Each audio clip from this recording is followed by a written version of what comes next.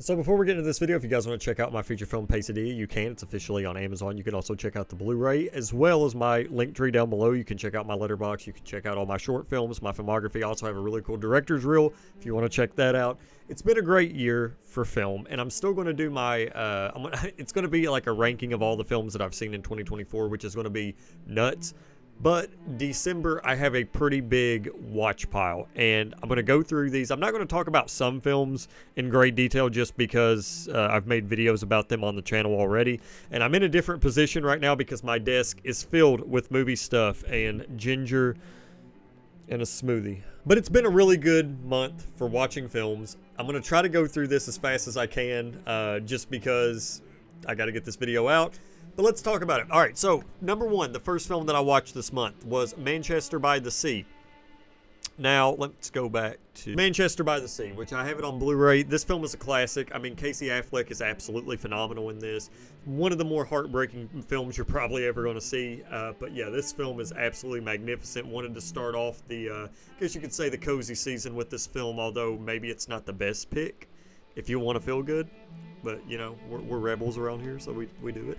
And then I watched Happy Days from Aleksey Balbanov, as well as The Stoker. I'm actually going to do a video talking about Aleksey Balbanov. I'm going to do a ranking of his films. And I go through sometimes and I rate films, as you can see. But, I mean, it's very rare. It's usually mainly if the director is already passed, which I don't know if that's a good thing or a bad thing. But it's mainly I feel comfortable doing it when the filmography is, I guess, quote-unquote complete. I'll kind of rank stuff, but I mean, it really just depends. But I'll talk about those a little bit later. But if you've not seen any of Aleksey Balbanov's work, most of his stuff is on YouTube. You can find a lot of his stuff on YouTube, and he's definitely worth the attention. Next up, City of God. City of God actually moved up to like my top 15 films of all time, which, there we go, I got the Blu-ray right here. I really want this to get a 4K, but if you guys have not seen City of God, this film is electric. I mean, this is probably one of the fastest moving films you'll ever see. It is just absolute perfection. It is one of the best films ever made. I love this film. I really need a 4K. We really need a 4K. It's also in the top 250 Letterboxd narrative films of all time. I think it's in like the top 10. So yeah, definitely check those out. I mean, most of the films on that list, if it's on there, it's usually a really, really good film. And then I had a chance to watch A Different Man, which I thoroughly enjoyed. I watched it because it won Best Picture at the Gotham Awards. So I'll talk about that a little bit more when I do my top films of 2024. And then Big Fish, and I actually really enjoyed it. I mean, this is Tim Burton. He's kind of, I don't want to necessarily say he's hit or miss because he has one of the most prominent styles probably ever in the history of film. I mean, you can almost tell a Tim Burton film just by looking at it. There's some films where his style works, and there's some films where his style, I think, kind of, it's a little bit too blunt. Like, it kind of distracts you from what's going on. And I feel like this is sort of a healthy balance of what, you know, Tim Burton is. I mean, right here on the back of it says a modern-day Wizard of Oz, which is, it's a very, very interesting comparison. But this film, it feels like a Tim Burton film, but it's kind of without the stylization, I guess you could say. It's, you know, it's not as heavy as, say, something like Edward Scissorhands or Sweeney Todd or Alice in Wonderland or anything like that, or Beetlejuice. It's very much it's kind of like Tim Burton being tame. I guess we'll say that. It's kind of like Tim Burton being tamed. And then I had a chance to revisit Eyes Wide Shut in the theater. I watched it in the theater. I made a whole video about Eyes Wide Shut. I love Stanley Kubrick. I love Eyes Wide Shut. So I mean, look, if you want to know what I think about Eyes Wide Shut, I made a whole video about it. Go check it out. This film's a little bit special to me. The Wild Robot. I liked it. Pretty sure my wife and son liked it a lot more. But this was actually the first movie that I ever watched with my son. So if that tells you how like non-biased I am, it's the first movie I ever watched with my son, but yet, you know, it's not my favorite animated film. But it's good enough. It really, I'm not sure if this is going to win Best Animated Feature at the Oscars, but I mean, look, if it did, I wouldn't be upset. This is a very charming film. It looks beautiful. It's very entertaining. Like I said, I mean, it was the first film I watched with my son, so it made my wife cry at the end. If you're looking for a really good DreamWorks film, this, I mean, you can't really go wrong with this. Especially for me, like, I mean, I'm definitely more of a Pixar guy. I mean, I just am. I'm not going to, try to be edgy and say that I'm not. But I do like DreamWorks when DreamWorks is done right. And I do think this is one of the best DreamWorks films that I have seen in recent memory. I don't know if that's a controversial thing to say. I have no idea what people think of DreamWorks. All I know is I've seen some places people were like, oh, okay, it's good that DreamWorks is back. And whatever that means, I don't know. I don't. And then I had a chance to watch Morphine, which is another Aleksey Balbanov film. It's co-written by the lead actor I don't know how to pronounce his name. I don't want to say it wrong, but he was in Brother and Brother 2, which we'll actually talk about. And he sadly passed away. So we'll talk about that whenever we get into the Aleksey Balbanov films, but it's also on YouTube if you want to watch it. Then we have The Brutalist, which I already made a video about. I had a chance to see that early.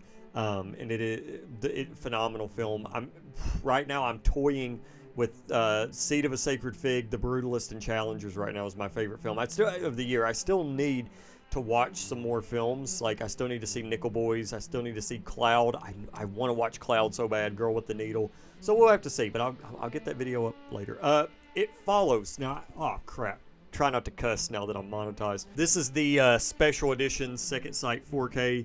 It Follows is one of my favorite horror films. It's just a film that's always stuck with me. I had a chance to see it in theaters when it came out. So it's kind of like my generation's big horror film. I mean, people that are my age, most of the time, they do talk about It Follows and how great of a film it is. So the discourse for this film is pretty heavy online through the people that I know. So yeah, and this is an amazing edition to have. I have no idea if it's out of print or not, but I mean, I don't know. And I'll talk about this one because I didn't really rewatch it, but I ended up watching the Creep tapes, which was on there last month, and it's Creep. I ended up getting the Second Sight Blu-ray for this one as well. So yeah, I mean, I need to check it out again here soon because it's one of my favorite films ever. Then I had a chance to watch a really cool short film called Curve. Just somebody basically sitting on a curve trying not to fall. I mean, that's really all it is, and it's entertaining for what it is. I mean, I liked it. Nothing else really to add. And then Children of Men. So December is usually the month that I go through and I reevaluate a lot of films that I, just really love, and I want to actually look at them through a different lens. Let's see, where is Children of Men? This is another one that's in desperate need of a 4K, but Children of Men, it actually moved up on my list. Is one of my favorite films of all time. I very much so love this film. I think the last 20 minutes of this film, absolutely masterful. Yeah, Alfonso Cuarón he is a masterful director. He is probably one of my favorite directors working today. He's got a new miniseries out called Disclaimer if you've not seen it, so definitely, yeah. And then here's another Aleksey Balbanov film that I had a chance to watch called The Castle, and this was one of his earlier films, and I didn't really care much for it. I mean, as you can see, Aleksey Balbanov, he's kind of a hit or miss for me so far. Although I really loved the first film that I watched from him, which was Cargo 200. This one, I wasn't really the biggest fan of it. And then there's Blue Velvet. Now, originally I had this rated like a 4 out of 5, and it dropped down to a 3.5. And look, and that's the thing about revisiting films, is you never know where they're going to rank, after a certain period of time. I don't remember the case for this being that shiny, but I guess it is. But it's still a good film. I would even say it's borderline great. It's just, for my rewatch, I didn't really care much for it compared to the first time that I watched it. I love the soundtrack for this film. I absolutely love the soundtrack for this. I mean, it probably has one of my favorite movie scores that I can actually think of. I mean, it's terrific. But I love David Lynch. David Lynch, I mean, he is one of my favorite directors. It's just Blue Velvet has always kind of been that David, because I rank a lot of David Lynch films pretty high. Now that I think about it, I mean, I rank a lot of his films pretty high. So, it really just depends on, I guess, how I'm feeling when I rewatch something. Then I watched a short film called There's a Man in the Woods, which I actually thought was pretty impactful. I liked it. It's on YouTube if you want to watch it. I really don't want to give anything away considering it's only like 3 minutes, but that one was good. And then I rewatched Loveless. This was another part of my December reevaluation, which it actually moved up to my second favorite movie of all time. Yeah, Andrzej Zvyagintsev is a freaking powerhouse of a director, and I cannot wait for his new film, Jupiter. golly, I love this movie so much. It was in my top 5 before, but then whenever, just revisiting it, I was like, I love this film. I love everything about it. I love the cinematography. I love the dialogue. I love everything. I mean, it looks so good. It's paced so well. It's very impactful. It's, this kid, he goes missing. His parents are having a divorce. They basically neglected him. And it is so empowering. I mean, it's such a good film. It'll make you feel weak at times. It'll make you, like, it literally is the definition of altering your emotions while you're watching it. It's such a good film. This one I logged. It's called Woman's Whale. I watched it. You can't really find an English version of it, but there's like this very low quality VHS version on YouTube. And I checked it out, and yeah, I mean, I would love to see them make a Blu-ray for it. I don't know if they ever will, but apparently a lot of like older South Korean films are in danger of not being preserved because I guess they just are. That's what I listen to, so I don't know.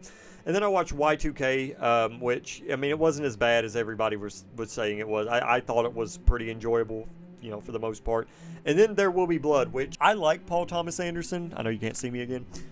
I like Paul Thomas Anderson. I don't love him as much as other people do. I still enjoy his films. I do think that my 2 favorite films from him are There Will Be Blood and Phantom Thread. This film was in my top 20 something of all time, and then whenever I watched it again, it was now in my top 50 something, which, I mean, it dropped quite a few spaces, but I mean, it's still like it's up there. I mean, it's up there. There's no other way around it. It's a great film. It's the best film I think that he has done so far. And it's a good film. I mean, there's nothing else to add. I mean, regardless of what I think of him, I love this film a lot, and I think he's a great director. I mean, it's just other people like him more than I do, and I really like Punch Drunk Love as well. And then I watched Lord of the Rings: The War of the Rohirrim. Did a video about that. It was okay. I mean, I liked it. Nothing else really to add. If you want to see my thoughts, I made a video about it. It was this versus Y2K, which oddly enough, but it was nice to go back to this universe for sure. Watched 964 Pinocchio. It was actually on Tubi, and I figured I would watch it. I like it. It's weird. I like all the wide-angle shots, especially with the aspect ratio. It's a strange film. Queer. Loved Queer. Made a video about it. One of my favorite films of the year. Daniel Craig's great. Luca Guadagnino is just such an amazing director. And then The Beast. Now, this film was really good. I liked it. I didn't really care too much for what they did with the ending of the film, because they did like this thing with the QR code where at the end of it, instead of showing the credits, you scan the QR code and then it shows you like a mid-credits scene, and then the actual credits. I feel like for the physical release, they should have just added it, if I'm being honest. But it's a very strange and unique film. This is probably one of the most original films that I have seen in a long time, and it's basically a woman that's going through these different time periods. It is just, it's almost meditative in a way. There was also, if you're not familiar, I forget who the case was about, but there was a YouTuber that basically did not like women because they were rejecting him or what have you, and he essentially like took these videos, these vlogs, and I guess he ended up going on a blank spree, which is something that this film alludes to, but it's still like, I was very shocked that's what this film is about to an extent. But it's a strange film. Like, whoever wrote this is just, it's original. I mean, I give credit where credit's due. And then I rewatched Squid Game, which I even watched season 2. I'm actually going to go ahead and throw a 5 on that. Squid Game, I don't care what anybody says. I know some people say that it's overrated. I don't think so, honestly. I think Squid Game is phenomenal. I love Squid Game, and I love the 2nd season. And then I watched a short film called Homer B, which is, it was a little strange short film. Don't really know how to explain it. I just wanted to watch it, and I did. And then I watched, which I guess I'll go ahead and talk about both of these, Brother and Brother 2, which I actually have on DVD from Tartan DVD. The qualities are, the quality is very debatable for sure, but I like the first one a lot. The third one, or the second one's okay. If you're not familiar with Grand Theft Auto 4, it's what inspired, apparently, Grand Theft Auto 4, at least a little bit of the story, Brother 2 was. So, I mean, that's kind of cool, I'm not going to lie. And I love Russian films. I'm a huge fan of Russian cinema. And Alexei Balbanov, which, I mean, actually, it's funny, I have this shirt that I have. There he is right there. I call it my Mount Rushmore of Eastern European directors. Like, you had Alexei Balbanov, Krzysztof Kieslowski, Andrei Tarkovsky, and Andres Zvyagintsev. Sorry, my mic was away from my face. So you really can't get more pretentious than this shirt. Sorry. And then I rewatched The Holdovers. I actually watched the 4K of this, and this film holds up. It's my favorite Christmas movie ever, and I'm confident in saying that in it coming out last year. I find it funny, my three favorite films last year was The Holdovers, About Dry Grasses, and Zone of Interest, which Zone of Interest was my favorite film from last year, and it's in my top 10 favorite films of all time, and this is in my top 50. So I mean, it's kind of insane that, two films last year made it to my top 50 films of all time, which was not expecting. I mean, there's not even been one film in 2024 that's come out that's made it into my top 50. So yeah, there's that. And then No Country for Old Men, which this was another one of my December reevaluations. This is another one of my favorite films of all time. This is the Criterion 4K. Looks beautiful, looks amazing. Watched this with some of my childhood friends because this is what they recommended. And I was like, okay, well, that's good because it was in my December reevaluation, so we'll watch it. And then I watched a short film called The Lake, which was actually really good. It's from the same director that did The Appointment, which I have not seen, but I'm actually getting it in the mail this month, so I'll watch that. And then I already talked about Brother 2. Circle. I'm not going to lie, I started this film. I didn't finish it. We'll get back to it, though. I want to watch it because I was looking for more stuff that was, similar to Squid Game, but I never did get a chance to finish it. Paris, Texas. This was another one of my December reevaluation. I love this film. This is another one of my favorite films of all time. This is the Studio Canal 4K. The 4K looks beautiful. I do prefer this one over the Criterion version because this has the original 1:6:1 aspect ratio, and it also looks really good. The sound is also very good. This is probably the essential way to watch Paris, Texas. Like, Paris, Texas has never looked this good before. If you're a fan of Wim Wenders, if you're a fan of Harry Dean Stanton, watch this film. This film is absolutely magnificent. It won the Palme d'Or in 1984. Such a good movie. And then I watched Sick of Myself, which I had not had a chance to see, and I ended up buying the director's other film. What was the other film? I had seen Dream Scenario, but there's also another one that's about an energy drink. But yeah, this film is about a woman that's basically looking for attention, so she ends up taking this medicine, and it gives her like this skin rash. It's very strange. It's been a long time since I've hated a lead character. Did not like her whatsoever in this. You just have to watch it. I don't know how to pronounce the director's name, but I'm definitely here for his next film, The Drama. That should be a lot of fun. But I like this film a lot, and I think sometimes having a frustrating character can definitely kind of add to the experience, I guess. It can add to sort of the emotional depth of the film. And then I had a chance to watch Tar, which I saw this film when it first came out in theaters, like the day that it opened, I believe. And I ended up bringing a notebook with me because there was something about this film, because I love Todd Field. The three films that Todd Field has made are in my top 50 of all time. And Tar is in my top 10. I think Tar is a phenomenal film. I have the 4K. This film is so elegant. It's so smart. It is the type of film where it knows what it wants to be, and there are plenty of films that are like that, sure. I mean, you can easily say that there are plenty of films that know what they want to be, and that's the way that it should be, but you can watch this film and know exactly what you're getting into within the first 15 minutes. And that's what I love about it. It's not trying to be anything else. It definitely goes its own way. Todd Field is an absolute master. Little Children is also in my top, I think it's 10, 15 of all time, and then In the Bedroom is in my top 50, but of course they have a new Blu-ray coming out for that, so it could move up. But Todd Field Todd Field's so good. I love that man. And then I had a chance to watch the Nosferatu and Nosferatu the Vampire. I need to hurry this up because my phone is dying. and I watched those before the Robert Eggers version. The 1979 is still my favorite, but I also really do love the silent film. I'm gonna watch Nosferatu again tomorrow, probably with one of my friends. So I don't know, maybe my opinions will change. I also watched A Complete Unknown. I made a video about that if you guys want to check it out. And then I did Evil Does Not Exist. Watch. Evil Does Not Exist. This is from the same person that directed Drive My Car, which I really love Drive My Car, but tonally this is completely different. I did struggle with it a little bit, I'm not going to lie. Very metaphorical film, especially when you get towards the end. Don't know why people are calling this a 2024 film, even on the back it says 2023. Anyway, but it's okay. I mean, I liked it. It was kind of weird compared to Drive My Car. But Drive My Car is a whole other beast in itself. That is a film. And then Nosferatu and Baby Girl, I had a chance to see those in theaters also. Made videos about those. Flow, I ended up watching Flow as well. Probably one of my favorite animated films. I don't know if I like it better than Wild Robot or not, but it's a cute film with a cat. What can I say? Watched it with my son as well. Night Bitch, this film, it was good. Amy Adams was good. I mean, for a mom that, turns into a dog. Yeah, I mean, I liked it. I mean, my wife loved it. So, I think moms are really going to dig it. The Order, oh gosh, The Order's in my top 5 of the year. This film is nuts. This film is very intense. It's got Jude Law, I want to make sure I'm saying his name right. I'm pretty sure it's Nicholas Hoult. Yeah, Nicholas Hoult. Yeah, this film is great. It is so good.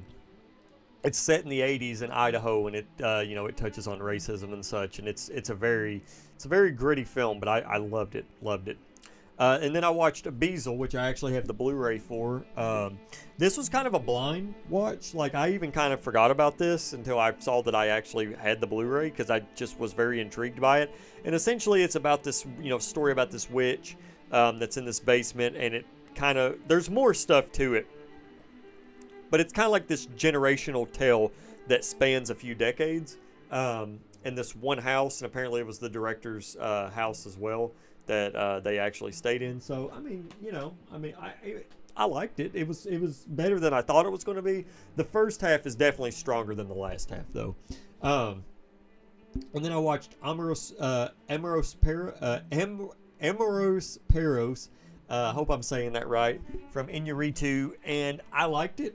The different connecting stories and such, with the dog fighting, and then the homeless man. It was all really good. Probably my least favorite Iñárritu film, though, that I've seen so far. I do like Bardo better than this. I am a very big defender of Bardo. I love Bardo. But yeah, this is it's good. I liked it. It was a film that I needed to watch for a long time. It's just been on my list. And then Mystic River, of course, from Clint Eastwood. I actually have this box set that it was in. Watched it, and it's good. I love Mystic River. Not better than another murder mystery film that came out in the same year called Memories of Murder from Bong Joon-ho, but still, I mean, it's Clint Eastwood, so can't really go wrong. And then I watched Seed of a Secret Fig, and then we're getting into this month. But Seed of a Secret Fig, second favorite film of the year so far. Love it. Some of the best cinematography of the year. Such a good movie. The director, the whole con thing and him fleeing the country, just very, very powerful film. And down here, I have a few more films that I just got on Blu-ray that I'll show you guys. I ended up getting Cuckoo, which was one of the strangest films that I had seen this year. Alien Romulus, I got the 4K, which I really want to rewatch this one. I haven't had a chance. I've seen it twice. I saw it in theaters again. And then I rewatched, which I don't know why I didn't log it. I don't know why I didn't log this one, but I rewatched Civil War again. So I don't know why I didn't log it. And then Terrifier 3. Ended up getting the Blu-ray for this. The 4K, actually. I kind of want to see what it looks like. And then I got Joker Folie à Deux and Conclave. Other really good movies. And then I got We Live in Time, which is the A24 exclusive. So, another great film. And that is what I watched in December. So, yep, there you guys go. Sorry, my phone's about to die, so I'm gonna have to cut it quick. But anyway, guys, hope you enjoyed this video. Hope you guys have had an amazing 2024. I'm gonna be doing my game of the year and my movie of the year here soon. There's just a few more movies that I need to watch, and I'm still beating Stalker 2 and Indiana Jones, and then I'll make my video. So yeah, those will be coming soon. But anyway, guys, take it easy. Check out my director's reel. I'm also going to be in Louisville next week showing Rocky Top. So there's going to be a new version of Rocky Top actually coming out the next day. So I'm very excited to share that with you guys. But anyway, guys, take it easy, and I'll see you next time.